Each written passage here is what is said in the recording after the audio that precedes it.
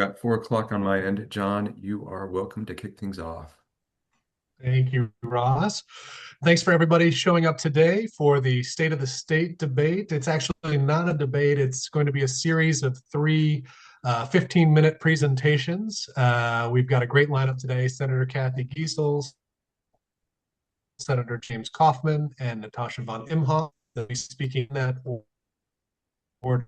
As they go, going to hold questions, but you can put your questions in the chat and we're going to try to get through as many of those as possible. We do have a hard stop at 5 o'clock today, so hopefully we'll be able to get as many of those questions done. Just to start us off, I do want to mention my name is John Bittner. I am a member of the Commonwealth North Board. I'm also on the membership committee.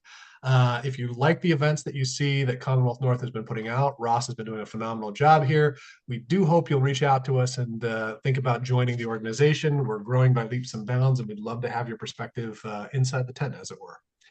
And also, I wanted to point out on February 12th, ICER is going to be doing a presentation on their recently released fiscal model. It'll be both in person and online at the Dunleavy Towers. You can sign up on the Commonwealth North website, or I'm sure if you're on this event, you'll probably get an email from Ross a little bit here that will have a link to sign up. And we do want to thank GCI and ConocoPhillips. There are cornerstone sponsors for events like this that make this possible, along with all the other sponsors at Commonwealth North and the supporters. I'm going to give quick bios. Obviously, these folks probably don't need them. You recognize them. That's why you're here, but I'm going to do it anyway, and then we'll get right to it. Ross is going to be running the presentations. So each panelist, once you're done, if you just let Ross know when you want the slides to advance, he'll get that done. So first up, we're going to hear from Senator Cathy Giessel. She's a lifelong Alaskan from Fairbanks who has served multiple terms in the Alaska Senate, including as Senate President from 2019 to 2021, and currently is serving as the Majority Leader. With a long career as a registered nurse and advanced nurse practitioner, she brings deep experience in healthcare policy, resource development, and bipartisan coalition building. Following that, we'll hear from Senator James Kaufman, representing South Anchorage in the Alaska Senate after previously serving in the House. A former quality manager and engineer in the oil and gas industry, Senator Kaufman focuses on common sense government efficiency, fiscal responsibility, and community level engagement. And then last but not least, we have Natasha Von Imhomf, a fourth generation Alaskan born and raised in Anchorage, a former state senator with a background in banking and finance, including roles at the National Bank of Alaska and as a financial analyst. She also served on the Anchorage School Board and brings strong expertise in fiscal policy, education, and community leadership. I hope you all help me join me in giving them a warm welcome as we hand it off to Senator Giessel to start us off today. Well, thanks very much, John. And thank you to Ross Johnston, who is now leading Commonwealth North and doing a great job, certainly revitalized the organization. It's always been a great organization, but it's really thriving now. So thanks for inviting us, all of us, to be here today. So, when we talk about the state of the state, we are facing some pretty heavy lifts this year. We have been handed, as you might say, a very large gas pipeline mega project. It's a unique mega project, very different than the ExxonMobil-led project in the teens, about 2014 to 2017 or so. So this one is going to be a very, very challenging navigation to make sure that we've got the policies in place, that Alaskans are receiving the benefit, the maximum benefit from the resources that they should be. The second big lift is the Rural Health Transformation Project.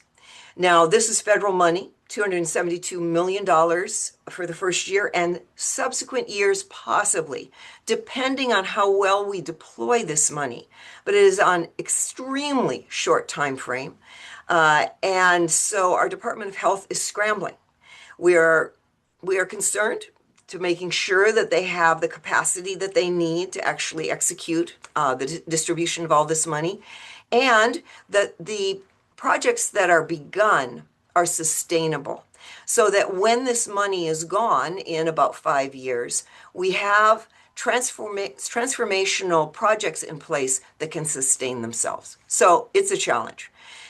But at the end of the day, our main responsibility is passing a funded budget. That is in our Constitution. So the budget is always the main topic for me, despite the fact that for 10 years now I've chaired the Resources Committee. It has been in the past, oil and gas have been the main source of our revenue. That's changed. I also am a healthcare provider, so healthcare matters a lot to me. And I also began a special committee on Arctic affairs. We are an Arctic circumpolar member of the Arctic, and there are special issues. We all know Alaska's different. But going to the budget, on the screen, I believe Ross has displayed a graphic. And this graphic demonstrates where our main source of revenue is coming from. That tall building on the left, which sort of looks like the Atwood building to me, represents the Permanent Fund Corporation and the Permanent Fund itself. So just a reminder, I know that a lot of Commonwealth members have been long-time Alaskans, but just to remind you, it was 1976, the November election, when the people of Alaska said, we need to save some money. We had just had a massive lease sale the few years previous, brought in $900 million, and we thought, whoa, we've got it made. At that time, our budget was about $250 million. It was under 300 million that year. So we were pretty excited, but the money was spent very quickly. And Alaskans said, no, this oil is not going to last forever. So they created the Permanent Fund itself. And today, that fund is our major source of revenue. Just short of $4 billion are coming out of that fund to spend. We established a spending cap in 2018 called the percent of market value. And that's what limits the amount of money that we can spend out of the earnings from that fund.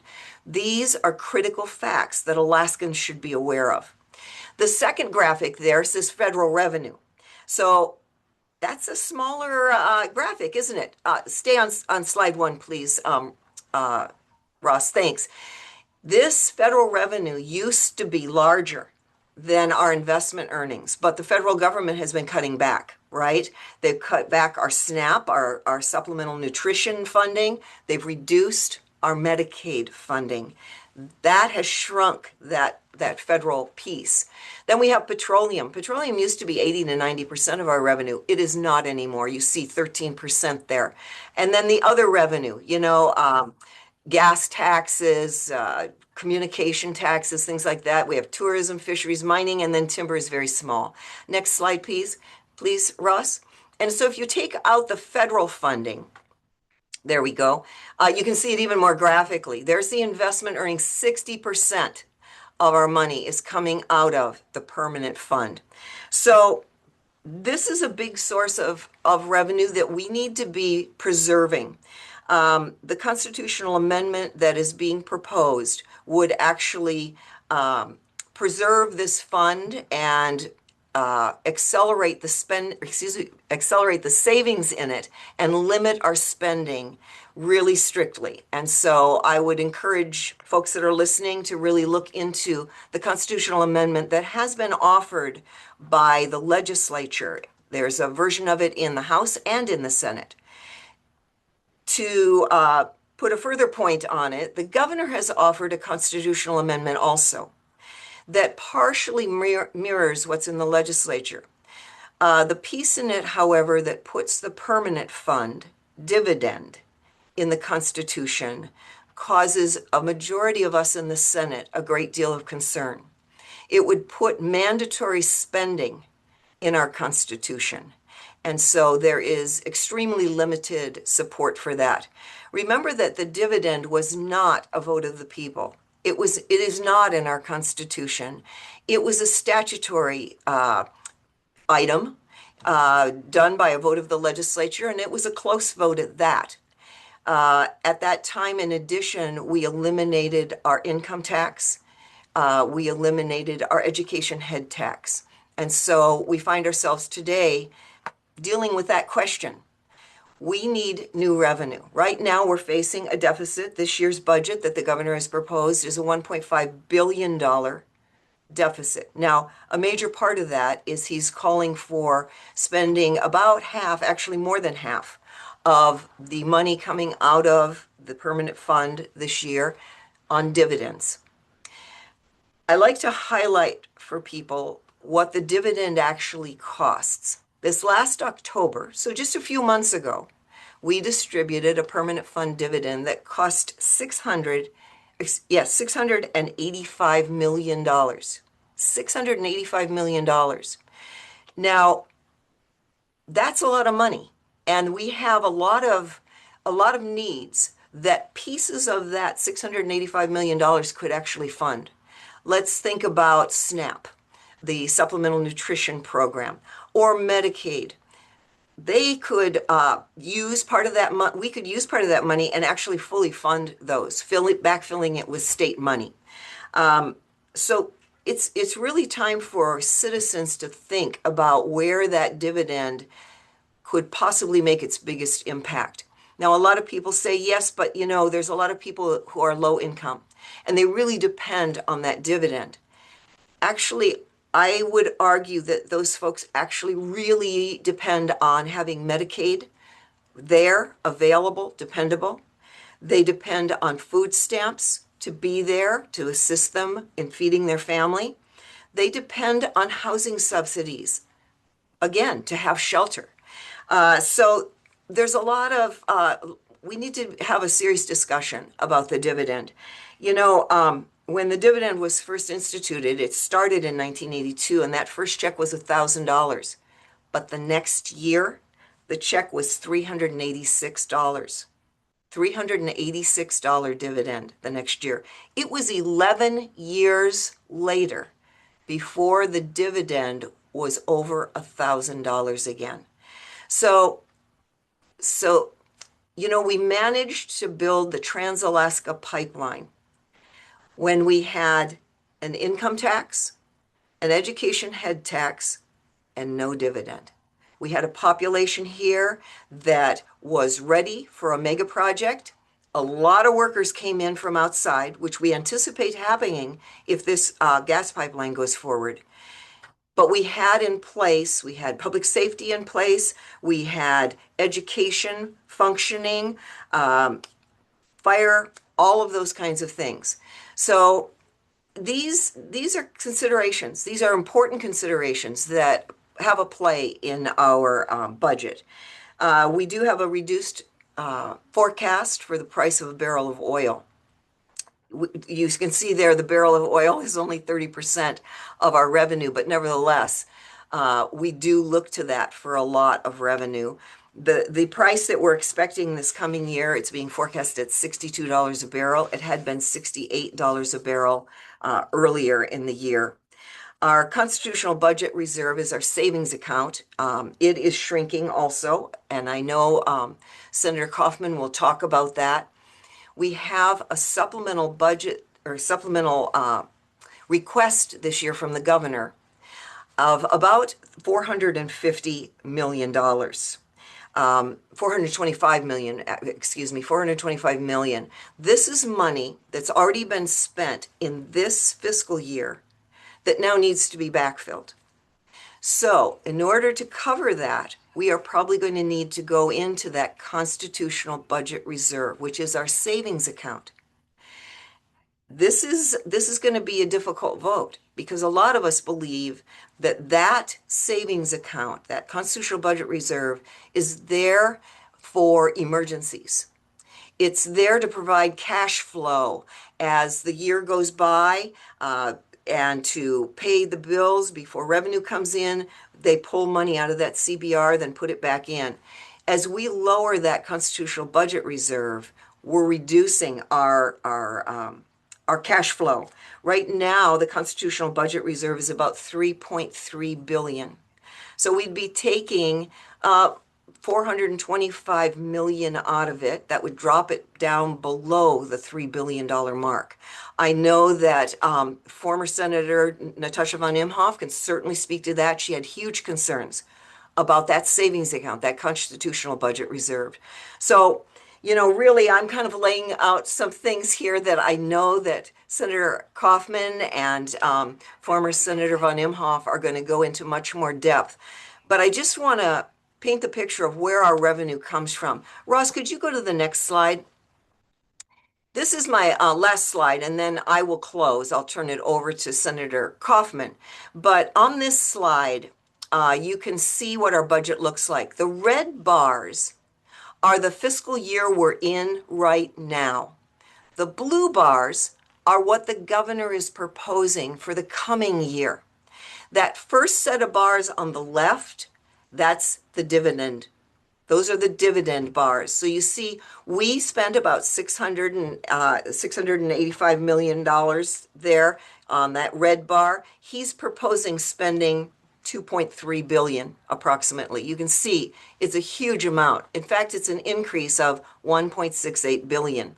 To cover that increase, those departments, starting on the right, moving over to the left that are in bright yellow, all of those departments would have to be completely eliminated to fill that $1.68 billion gap that you see there to pay what is called a full dividend.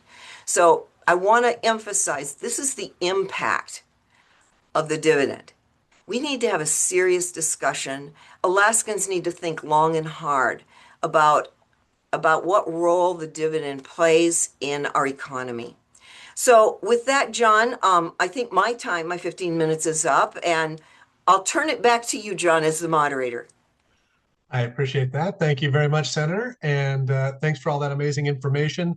It looks like we've had quite a few people join us while you were talking. We're up to a little over 50 now. So welcome, everybody. I'm glad you were able to make it. In case you missed it before, this is a State of the State series of presentations. Senator Giessel, followed by Senator Kaufman, followed by Natasha Von Imhomf. If you have any questions, please put them in the chat. I'm seeing some comments, but if you put some questions in the chat, we'll try to get through those at the end of the third presentation.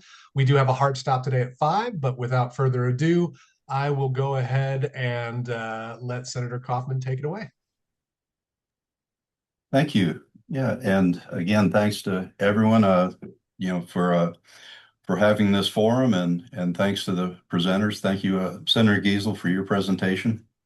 I'll build on that a little bit. I don't know if I'll use my entire amount of time because I came to this event a little late in the game, so hopefully I can keep busy for 15 minutes. But I think the transition point, the turning point that we're at right now, the governor proposed taxes, and so and that's a bit of a new thing. So the governor's put taxes on the table, and people are assessing that along with his other proposals. And I'm going to take us in a little bit different direction, kind of going back to my background, some risk management and some assurance management steps. If we're going to talk taxes, I believe we need to get really serious about some protections and talking about a valid spending cap. Now, most know that I've been putting forth a constitutional spending cap, not statutory, but constitutional. And I use a 5-year trailing average measurement of our GDP and try to come up with a reasonable, not a crushing setting to establish a reasonable level of spending that has enough room for what we need to do in it, but it prevents us from going crazy if we get new revenue.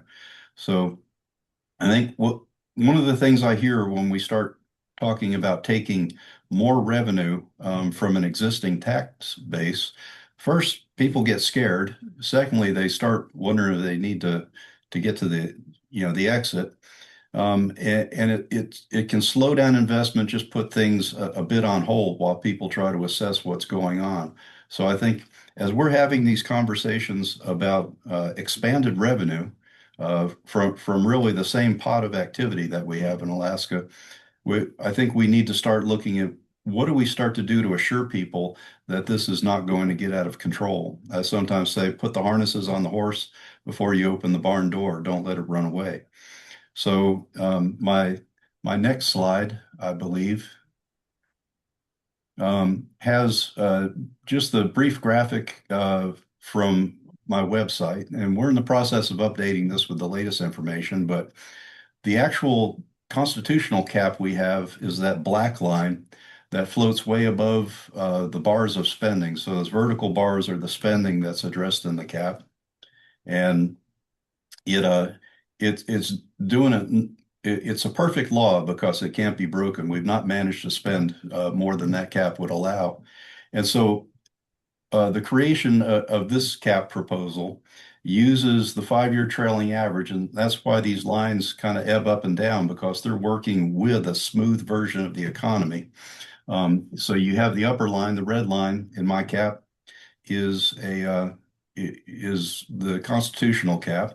The lower line is a statutory cap, and the idea of the design is that the delta between them provides some room for capital spending, because that's the other thing that industry and the citizens really need is, we need to get, if we're going to have revenue, we need to get into capital spending because that's a big part of what enables the private sector economy.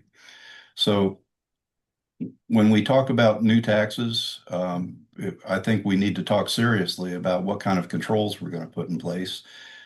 We're going to fight the narrative that we take money and waste it. And certainly Alaska, I don't think we have a lot of credibility with the citizenry for the quality of work we do with the money that we're already taking. So I believe that we need to work on I guess, the reputation management and assurances. So we have some assurances around our spending controls. The next piece that I believe we need to do, and if we could go to the next slide, is better strategic planning. So I have reforms of the Executive Budget Act.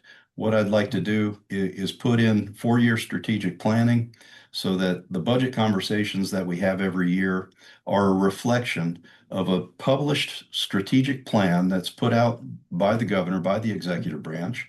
And that plan is our roadmap for what we're funding, and it contains the improvement processes that we're going to pursue in order to try and not just kick the can down the road.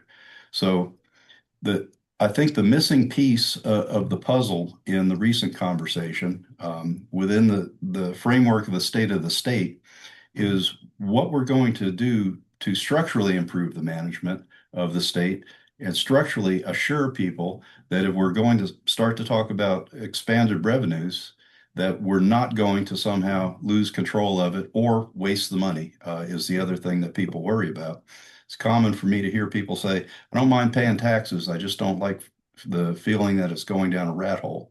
And you hear that at the federal level, state level, and certainly the municipal level. I know the taxes are a big issue there. So whether or not we have taxes, I think we have a big piece of reform that we need to take seriously because this is an important pivot point that we're at. And I think we need to do everything that we can to demonstrate that we're operating in good faith, even though we have this revenue pinch that we're in. Because one of the first things that we need to do in government is what you do in medicine, and that's do no harm. And harm can be caused by perception. And we need to be very careful with the perception as well as what actually happens and what gets done. That means communication. Senator Giessel pointed out rightfully that we need to have a broader discussion in Alaska about how funds are used, the magnitude of the dividend. That's a worthy discussion. It should be out there and discussed more fully because people are going to need to know what all is in play and the potential impacts. So I guess I would also, as well as the strategic planning element that I talked about, I would also like to see more of an internal executive branch assurance process that works to drive improved processes, improved functions in state government. Again, that's part of battling the sense that people have that we're not using the money wisely. So we're at an important inflection point. We're looking at new revenues to try and get through this time period. I think we can do a better job if we also include some of these safeguards, and I'm happy to answer any questions about them as we go forward. And with that, I think I'll yield the balance of my time, and we can maybe start with former Senator Von Imhoff. Sounds good. Thank you so much, Senator Kaufman. I like that, a do no harm premise for politicians, similar to doctors. That's an interesting concept. Let's see. Natasha, you ready to go? Yep. And you have my PowerPoint? All right. I think so. I think that's what we're looking at here. Is Okay. that right, Ross? Nope, this isn't it. Oh no, this is Senator Kaufman still. We'll kill a little bit of time. It looks like we are getting some questions in the chat. Okay. Thank you very much. There we go. And here we go. So thank you for inviting me today. And what's interesting is that there was no prior coordination between Senator Giessel and Senator Kaufman and I, but you will find that my presentation definitely has aspects of both their comments today. So next slide. I've been 4 years out of politics. And so I'm not in the daily minutia. I'm not worried about bills in the committee, bills and rules, bills on the floor. And I'm well rested and I'm calm. And I've been traveling around the state and talking to different nonprofits and trade associations and different age groups, the Gen X's and the millennials and the Gen Z's and the Gen Alphas. And it's just interesting. And since I'm not campaigning, I don't have a filter. Next slide. So we're going to talk about the speech. Dunleavy's 8th and final State of the State addressed several topics: population trends, crime stats, economic activity, and really drove home the shift in federal attitude and priority between the Biden and Trump administrations. Many of the data points that he said were absolutely true and is backed by broad data. And the Dunleavy administration should accept kudos when deserved, and there are many. But as with many things, the devil is in the details, and the big elephant in the room that was never addressed, which is the millions, if not billions, that the dollars have been spent paying an annual PFD at the expense of other things, and the consequences of those repeated decisions over the decade. Next slide. So first of all, kudos to the Dunleavy administration. We have competitive licensing that attracts professional talent. I remember that was an issue when I was a senator, and I think that's been resolved. Reviewing our permitting and regulatory process to find efficiencies, and we're seeing that actually with Santos, the in the pickup field on state land. It's going fast, and this is terrific. The READS Act is working with education. There are more troopers and VPSOs. And we're keeping Alaska on the forefront with this current presidential administration. It is a big deal. So next slide. But like I said, the devil's in the details, because the details matter, because they should drive policy. Next slide. So the governor talked about total population. And so this is Department of Labor and Workforce Development. So total population is in red, and it is going up, just barely, but it is going up. But if you break it down to age group, youth ages 0 to 17 is in yellow. Working age group, which is green, ages 18 to 64 is going down. And the retirees is brown. And those are Alaskans that are aging in place. And that demographic is rising. So overall, the population is stabilized. But what is alarming me is our critical workforce. The age group is still leaving the state because people are looking for better opportunities outside of Alaska. And to me, that should be the focus. Next slide. Thank you. So here is the first of several slides where I call the comparative dividend currency. So the state does have the power to stop this continued workforce out migration. How? First, by investing in workforce development in all of its forms, including, here we go, the university. Okay, are we not gonna, is starting screen sharing? There we go. So to give you an idea of the magnitudes of the millions and billions of dollars spent on the PFD each year versus other things, I'm choosing the Department of Labor, which is that little orange sliver, and the university combined. And I'm presenting a chart. This is UGF for the last, I think, 6 years. So what we're doing is the PFD is bright yellow, and that's just the magnitude. And I'm just going to say it. We as a state would rather give a man a fish for a month or two rather than teach him to fish for life. Next slide. The governor talked about crime stats going down, and crime is down in many categories. And this is the Crime in Alaska reports from the Department of Public Safety.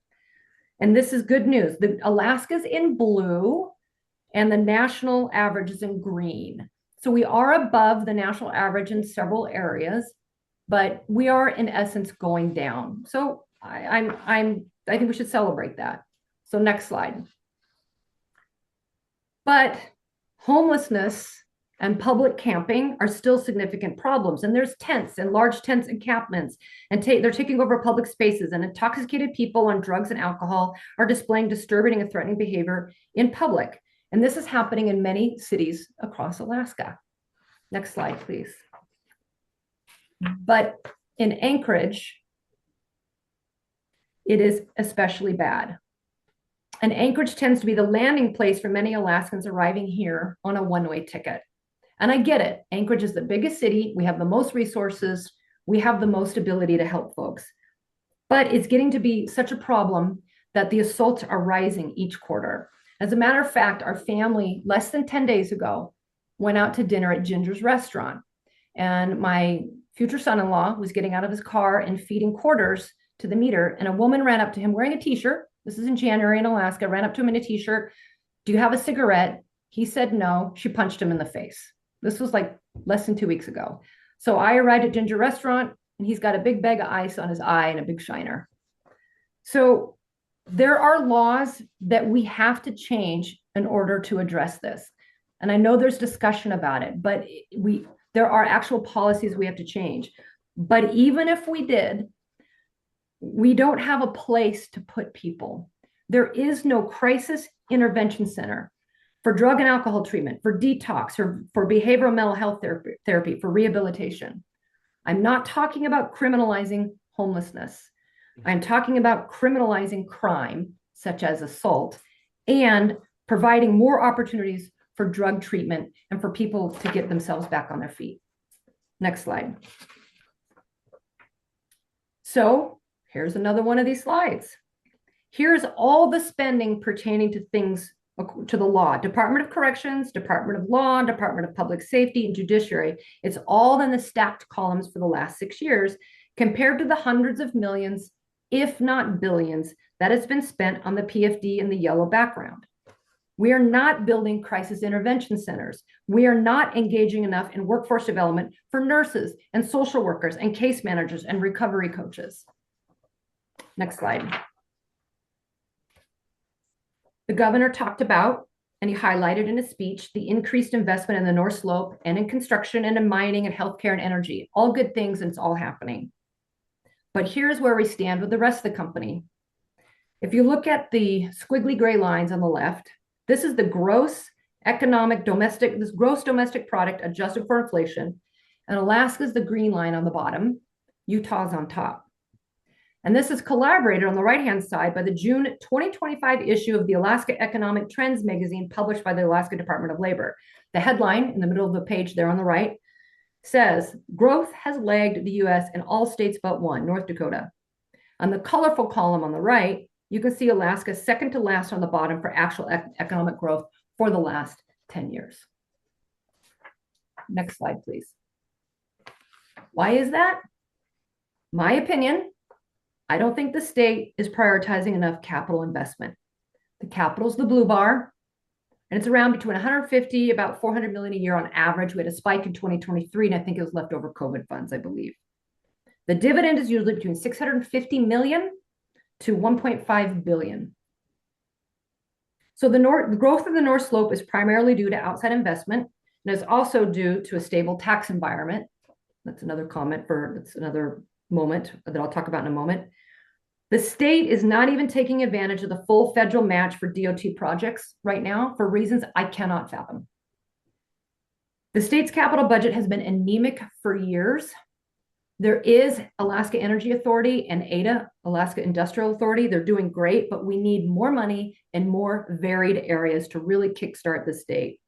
Capital projects create year-round jobs that pay competitive wages, provides retirement and healthcare benefits, and feeds families for a whole year and not just a month or two. This will keep the working age population in Alaska, so families can lay down roots and build a life around a career. Next slide, please.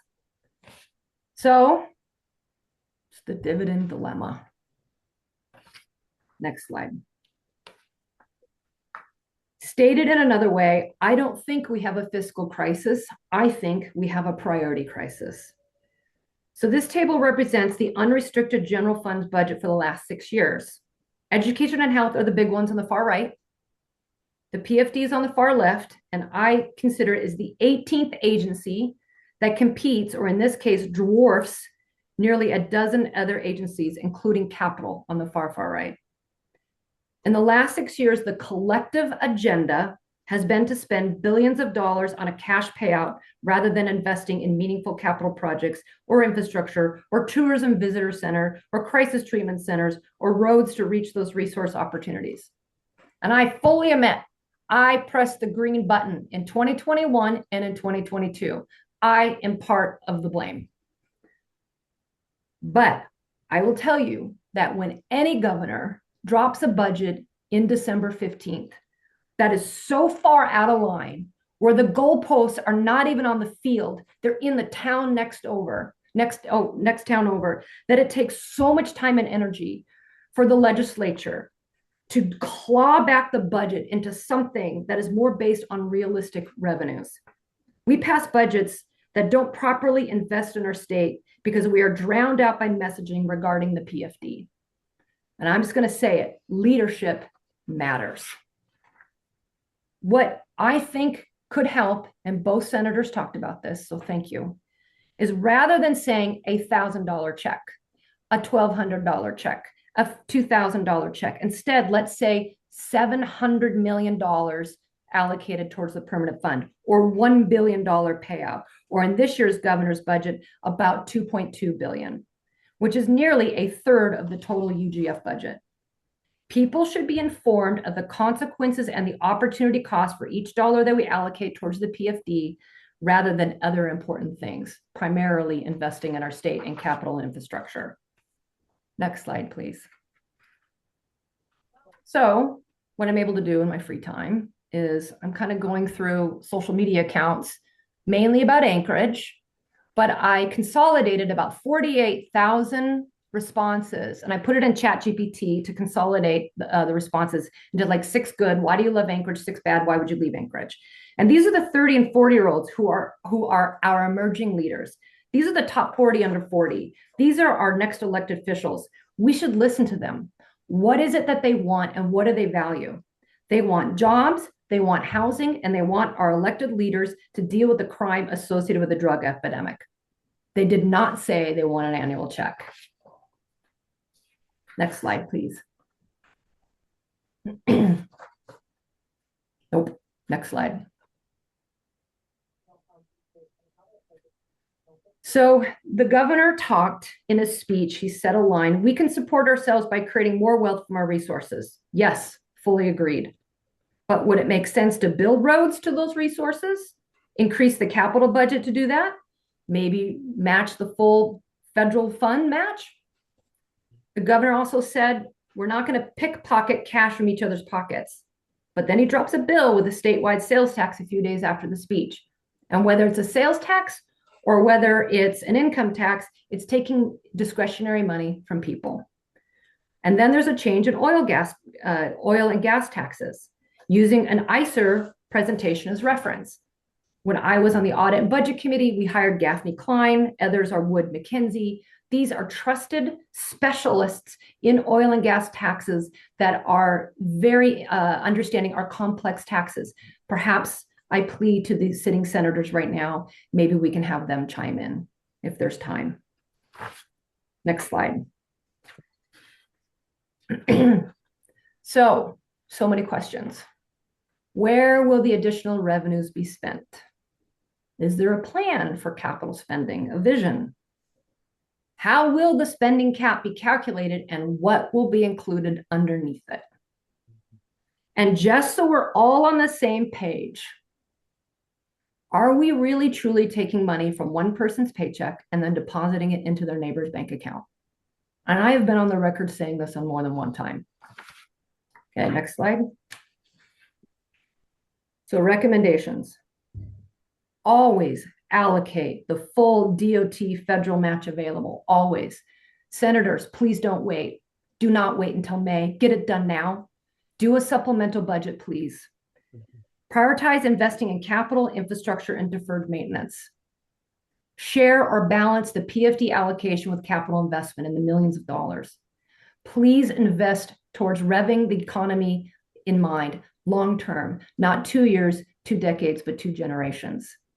Please focus on workforce development so we can handle the LNG pipeline that's coming down. Please talk about the PFD in millions and billions required, not a check amount. Yes, shoring up the programs. There's people that say we really, really need the cash to survive. Okay, shore up the programs for those Alaskans who depend on the check.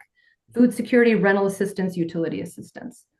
If we do this, I don't think we need new taxes right off the bat. That's just my feeling. So next slide.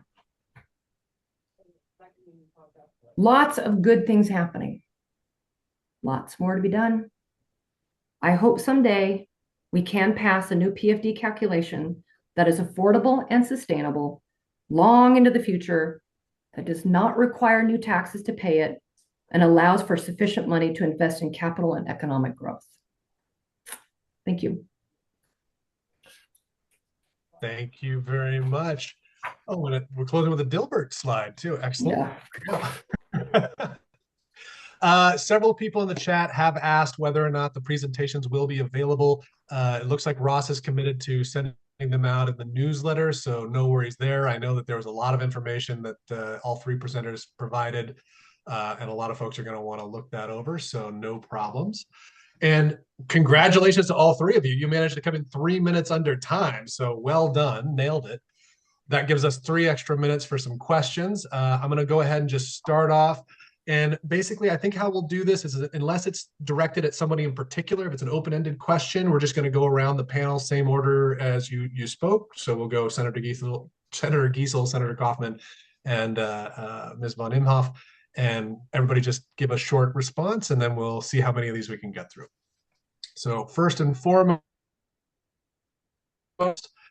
Governor Dunleavy also spoke about guardrails on spending at the Commonwealth North Tuesday night event.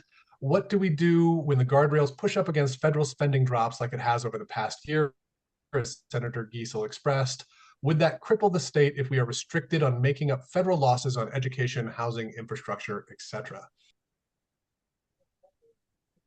Well, John, you said starting with me. So would it cripple our state if we backfilled the federal losses? That's how I would rephrase that question. Do you think that's accurate? I think so, yeah. Okay. Actually, we don't have adequate funds to backfill the federal cuts. We're talking Medicaid here. We're talking food stamps here. Mental health. Behavioral health has been cut in the federal budget. We actually are seeing cuts in our state grants toward behavioral health. Still call her Senator Von Imhomf, referred to homelessness. And I have volunteered at Brother Francis doing healthcare. Mental health is a strong need there. She mentioned substance abuse. Absolutely. These are the kinds of things that we don't have the funds to backfill. That's the problem. Thank you, Senator Kaufman. Yeah, I don't think there's much more to say on that. If you have a large federal program and it starts to retreat, it's very hard to backfill at the state level. That's part of the problem with taking part in federal federal programs. When they expand, when that money's there, you don't always know it will be there, and it can leave you high and dry. Excellent. And Ms. Von Imhomf. Senator Giessel spoke well. Excellent. All right. So the next question is actually specifically directed at Senator Giessel. Is your vision for rural Alaska a perpetual welfare state? You listed the public assistance they need instead of a dividend. Do you really believe that there is no need for a cash economy, no disposable income for the residents, and no cash for the small businesses and services that exist now or to use to start one with? Is no hope an acceptable answer to you? Well, I guess I'd have to see the transcript that says I referred to rural Alaska. I don't believe I did because that's not where I refer to. Actually, I had the Northwest Arctic Borough and the North Slope Borough here in my office today. And their outcry is, please, we need more education funding. Please, we need more healthcare funding. We need workforce development. Absolutely. These are the things we need to be funding. You know, a school collapsed in Western Alaska just last week because we have not been funding deferred maintenance. That's where money, capital budget money, as Senator Von Imhoff referred to, needs to go, deferred maintenance. Excellent. Next up, this is a one for everybody. Have things changed in Alaska? This is from Jean Creation. The last study I did before I left 10 years ago, she's back now, revealed the big problem nobody wanted to hear about was that racism, rather than alcohol abuse and actually more support for mental health organizations, is really what we need for the houselessness in Alaska. As I studied PFD for 20 years, Alaskans use it for basic needs, for bills, housing, and for food, etc. So I guess the question is there an aspect of the homelessness response that is driven by racism? Well, you said it would go with me first. I don't believe so. I believe that what we have is what we call childhood adverse events that have affected people for generations. And this is behavioral health need. You know, we see a lot of suicide in our teens, our young folks in rural Alaska. This is, again, a behavioral health need. I totally agree with her that we need to be devoting more money to our behavioral health needs around the state, small communities, the big cities. Senator Kaufman? I looked at the question a study is referred to, and I guess if there's a study, it would be interesting to see it. What I see, I tend to believe that substance abuse is the issue. And in my district, friends, people I'm familiar with, have had family members die from fentanyl. And when I travel around Anchorage in particular, and some here in Juneau, it's gotten a little bit better here recently. Many of the people look like they're profoundly experiencing substance abuse issues. So if there's data that points in a different direction, it would be interesting to see. Ms. Von Imhomf. I think I don't see racism as part of homelessness. I see it as a humanity issue. The cost of living has skyrocketed in the last decade for everything, including housing, all items. You can get fentanyl by the mail. I mean, the access of drugs is quite simple. And social media has created more isolation and depression than we thought possible. And I think a convergence of these things are affecting human beings, not one demographic over another. Excellent. Thank you all. Let's see. The next one is for everyone again. Where does the education system fit in with priorities to support Alaska's future? Senator Giessel. Oh my goodness. Education of our kids is our future. You know, I would opine that a lot of the loss of our families from Alaska is because of concern about our education system. I would point out also that the Department of Labor says 25% of the folks that are working today in Alaska do not live here. They fly in, fly out. Their families are living in other states. where education is better funded, teachers are respected, better paid. Right now, we depend on visa holders to supply the teaching staff in many of our rural villages. They're great teachers, by the way, and the Northwest Borough and North Slope people that were here visiting with me today really appreciate those folks. But we need to be growing our own. Senator Kaufman. Yeah, education is fundamental to a healthy society, and I guess the challenge we have right now is what can we afford to put into it with the current revenue limitations that we have? What's the right balance? One joke I share with folks that come in looking for spending is to remind them we're trying to make a bedspread out of a beach towel right now. It doesn't quite hit all the corners, so we're doing what we can with what we have, and thankfully it appears to be a temporary situation. But again, I'll go back to the do no harm. How can we get through this period? Sustain programs that need to be sustained. Sustain capital spending needs to be sustained, and not somehow do something that scares away future investment. And that can come either from not spending or spending, or taxing or not spending. It's a very complicated inflection point that we're at right now. Thank you, Ms. Von Imhomf. So the challenge with education in Alaska is that we have 54 districts and they're spread all over the state, and they have such wild variety of costs and delivery mechanisms of education. It's hard to make one size fits all. I think that in this budget environment, prioritizing what's important, I've said in the past, the core four, which is reading, math, reading by third or fourth grade, algebra by eighth grade, science and social studies, however the districts want to, write that curriculum. I think arts is a must, and I think sports are a must. Those things to me are non-negotiable, but that's just my personal opinion. I think if we pared down what we really could have, really focusing and do those things very, very well, I think we can try to get through this budget, environment, I suppose. Well, thank you very much. And Senator Kaufman, we did hear that the study referenced in that earlier question was for the Alaska Mental Health Trust Authority. So if anybody wants to look that up, that's where it resides. Let's see, we have another question. They want me to ask if there is a new fiscal revenue source besides the permanent fund that the panelists would get behind as a potential revenue source for the state. Senator Giessel. Well, there's actually a bill related to that. It's a tax, but it is a tax that equalizes what the large oil companies pay. So there are two classifications by the IRS of corporations. There's a C corporation, think ConocoPhillips as an example, or BP.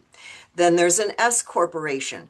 Think a privately owned company that is not traded on the market, on the stock market. And all of the earnings, the net profits, go to the people that own that company. Well, ConocoPhillips is a C corporation. We have a tax on C corporations. We have no tax on S corporations because we have no personal income tax. That means that a couple, actually, of our large oil and gas companies now in the state do not pay a corporate income tax at all. There is a bill that would remediate this.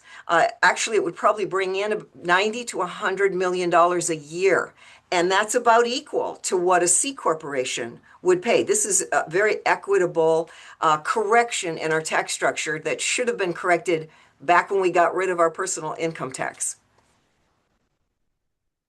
Thank you. And Senator Kaufman. Well,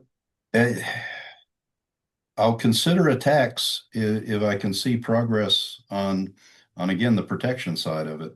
And so if we created a tax environment with past changes that helped accelerate development on the slope, which has the hope of delivering more revenue as time goes by.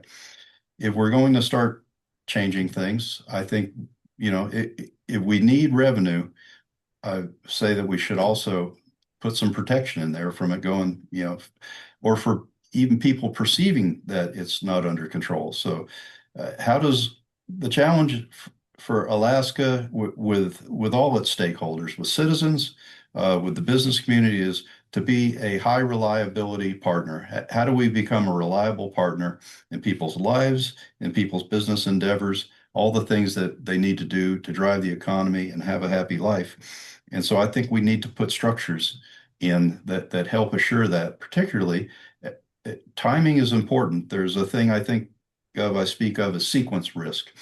Something that you do the first thing first and the second thing first will work.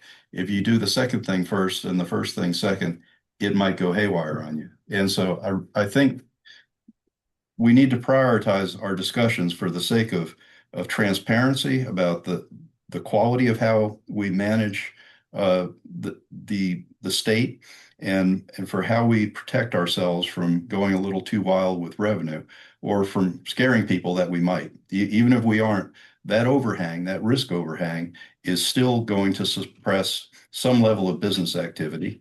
We talk about the reasons why people move from Alaska. Well, right now, we're a bit of a tax haven as far as no broad-based taxes, whether it's property or not property tax. Well, no broad-based property tax, it's municipal, but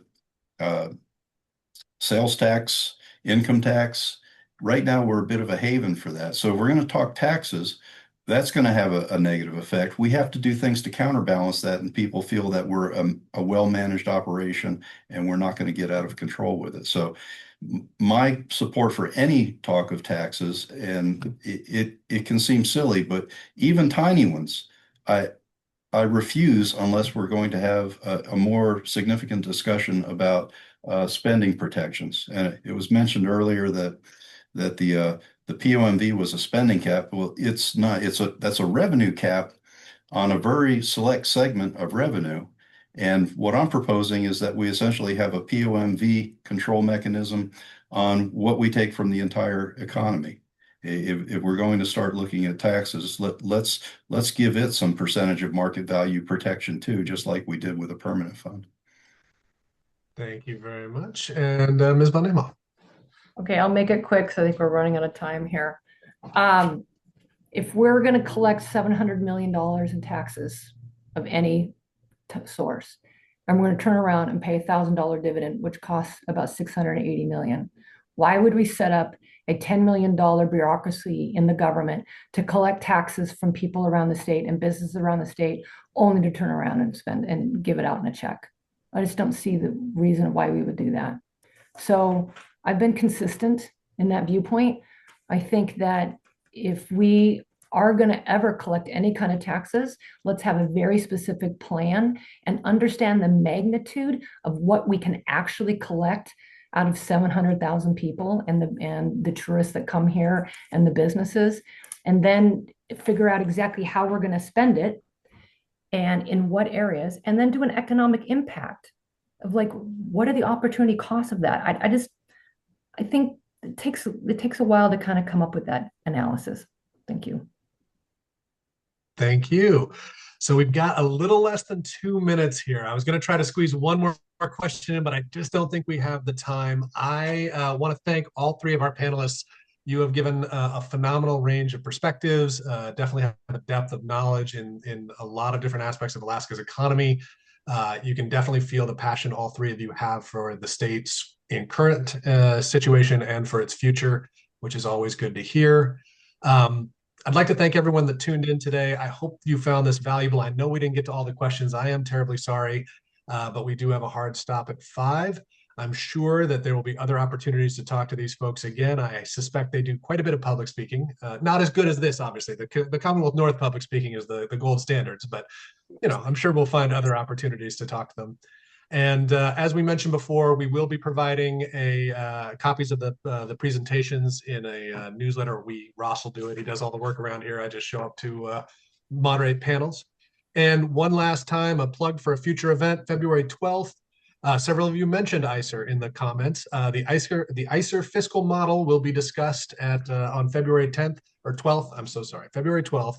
It'll be both in person and online at the Denali Towers. You can sign up online. We have room for about 40 people in the room, but obviously the internet is infinite. So as many of you that want to tune in from the comfort of your home are welcome to do so. Last but not least, once again, thank you to GCI and ConocoPhillips for making events like this possible. And if you would like to join Commonwealth North, please reach out to Ross or myself. We would love to get you on board so that we can support more events like this. Thanks, everybody, and we appreciate your time. Thank you.